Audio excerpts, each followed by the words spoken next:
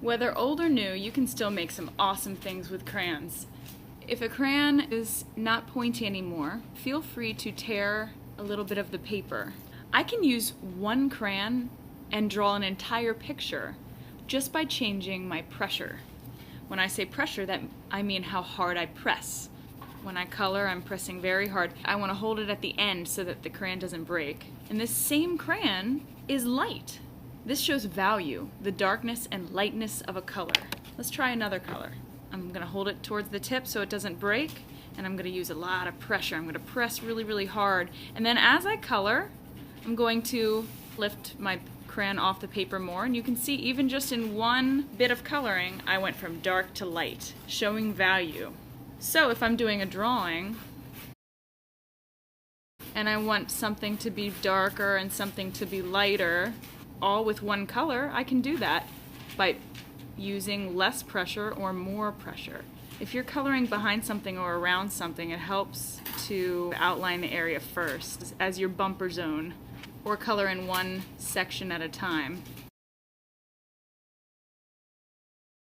You can blend your colors by layering more colors or different colors on top. It works best if you use a little lighter pressure to do this. Do you notice how I'm using the side of the crayon when I color in a larger area? That'll make my color softer and easier to blend. So I'm using the side of my crayon right now.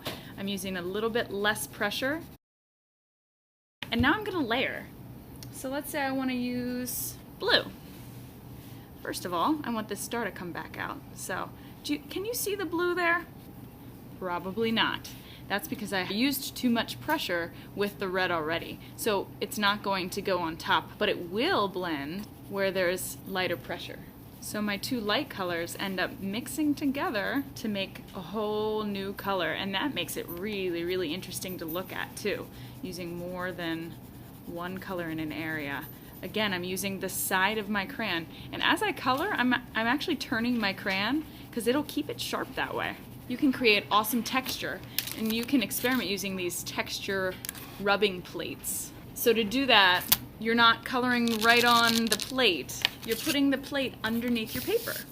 Please feel free to use some sketchbook paper for this to experiment and see which one you like the best before you use it in your good artwork.